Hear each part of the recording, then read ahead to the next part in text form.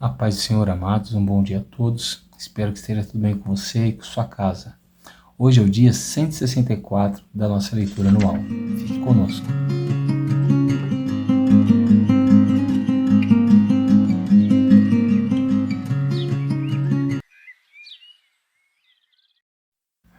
Bom, amados, estamos estudando o livro de Salmos e a nossa porção diária de hoje é do Salmo 24 até o Salmo 29. Amém? Se organize no seu dia a dia, na sua rotina, nos seus horários.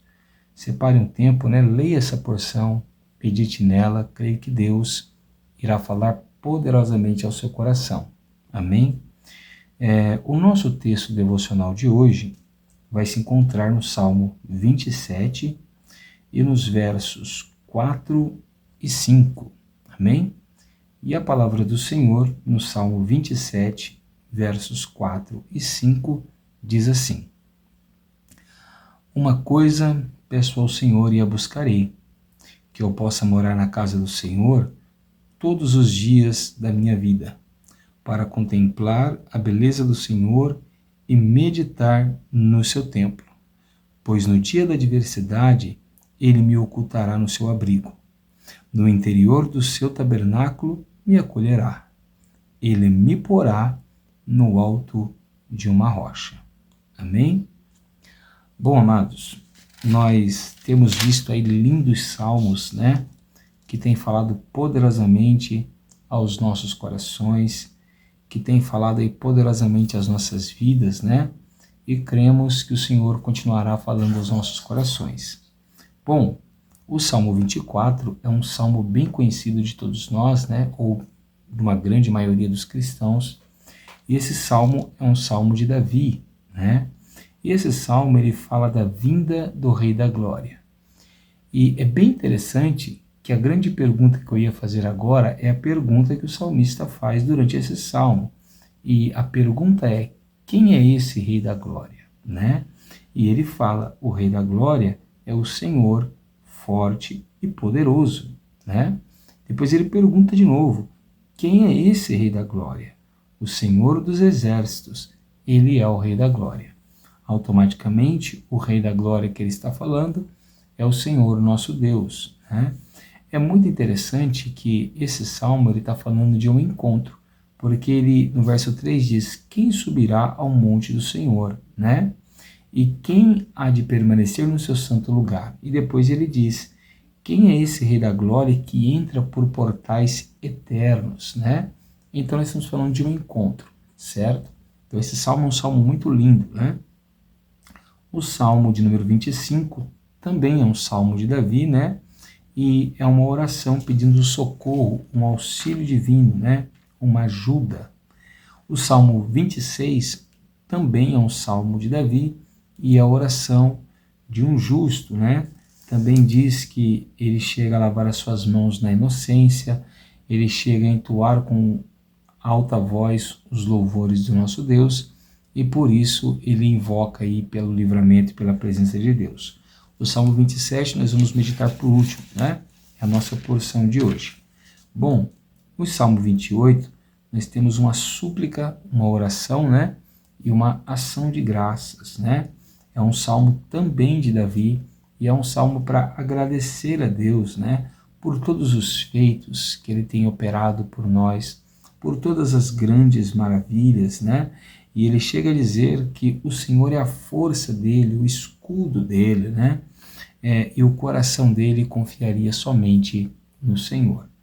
O Salmo 29 é um salmo que particularmente eu acho muito bonito, porque ele fala de como é a voz do Senhor.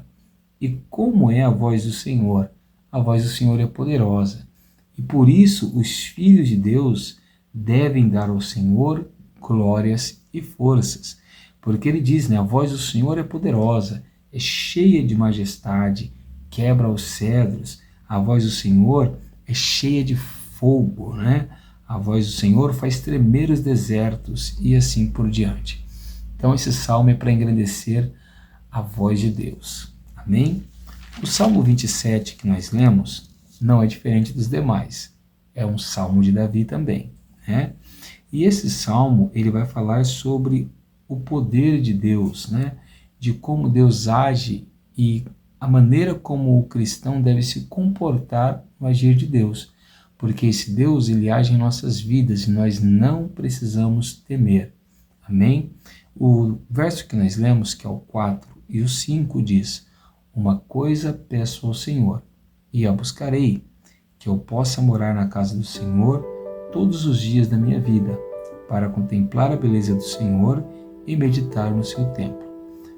Percebe que esse salmista tem um pedido ao Senhor, um único pedido ao Senhor, certo? Quantos pedidos será que nós temos a Deus? Talvez vários. E quantos desses está relacionado com o desejo de estar na presença e na casa de Deus? Talvez poucos ou nenhum, né? Porque talvez as pessoas não sabem qual é o benefício, qual é o bem, qual é a devolução que a presença de Deus traz para a vida de alguém. Qual é o bem, as vitórias que só o fato de você estar na casa de Deus traz para você, né? Então primeiro ele começa dizendo: o Senhor é minha luz, Ele é minha salvação. Ou seja, quem tem o Senhor como luz e como salvação, não precisa ter medo de nada e de ninguém. Depois ele diz que o Senhor é a fortaleza da sua vida. Para o que ele vai temer, certo? Porque se essa pessoa for atacado por opressores e por inimigos e ele tropeçar, ele vai se levantar. Porém, os inimigos dele não vão se levantar. Agora, qual o benefício é priorizar a presença de Deus? Porque ele colocou a presença de Deus como o único pedido. Ou seja, a presença de Deus é mais do que prioridade, é a única necessidade de Davi. E ele diz: uma coisa peço ao Senhor e a buscarei, certo? Não nos basta apenas pedir pela presença de Deus. Essa presença precisa ser buscada como alguém que anseia, certo? E a presença de Deus, ela traz alguns benefícios para nós. Primeiro, aquele que busca a presença de Deus, ele contempla a beleza do Senhor. Quer ver a glória de Deus? Busque a presença dele, esteja na casa de Deus, certo? Segundo ponto, aquele que busca a presença de Deus passa a meditar na presença dele. E se você ocupa o seu pensamento com a presença de Deus, automaticamente as suas preocupações, as suas aflições, principalmente aqueles que são depressivos e ansiosos, essas coisas não vão ter espaço na sua mente, certo? O próximo benefício se encontra no verso de número 5, e ele diz: ele me ocultará no seu abrigo. Então, ou seja, quem busca a presença de Deus encontra no Senhor esconderijo e abrigo seguro. O próximo benefício é que o Senhor vai o acolher no seu tabernáculo, né? E isso significa cuidar, né? Acolher alguém, abraçar, aconchegar, cuidar. Então, aquele que prioriza a presença de Deus, na presença de Deus encontra cuidado, né? Você quer que Deus cuide de você, da sua casa, da sua família? Busque a casa de Deus, busque a presença de Deus. O próximo benefício é que o Senhor vai pôr essa pessoa no alto de uma rocha. Ou seja, isso significa que Deus vai lhe dar firmeza. Essa pessoa não vai tremer diante das dificuldades, ela não vai ser abalada, ela não vai ser movida facilmente por causa das adversidades. Mas esse não é o único benefício. Lá no verso 10 diz: porque se meu pai e a minha mãe me abandonarem, o Senhor me acolherá. Ou seja, se o seu pai e a sua mãe, que nunca vão fazer isso, mas ainda que eles façam, ainda que eles te abandonem, ainda que eles te deixem, o Senhor nunca te abandona. Amém? Mas será que é só isso que Deus tem para nós? Não, de maneira nenhuma. Para aquele que busca a presença do Senhor, essa pessoa ganha confiança, porque ela passa a ver o que realmente Deus tem para ela. Porque o verso 13 diz assim: eu creio que verei a bondade do Senhor na terra dos viventes. Ele não disse que veria a bondade do Senhor somente depois da salvação. Tem muito cristão que acha que essa vida é só para sofrimento. Não é, não, amado? Amém? Mas para isso você precisa estar na presença de Deus, você precisa estar na casa de Deus. Ao passo que você fizer isso, você vai confiar que ainda nessa vida o Senhor vai derramar sobre você a sua bondade e cumprir as suas promessas. Amém? Um último benefício, essa pessoa aprende a esperar no Senhor, porque o verso 14 diz assim: espere no Senhor, anime-se, fortifique-se o seu coração e espere, pois, no Senhor. Amém? Observe que quem espera em Deus sempre espera com ânimo e espera com força. Amém?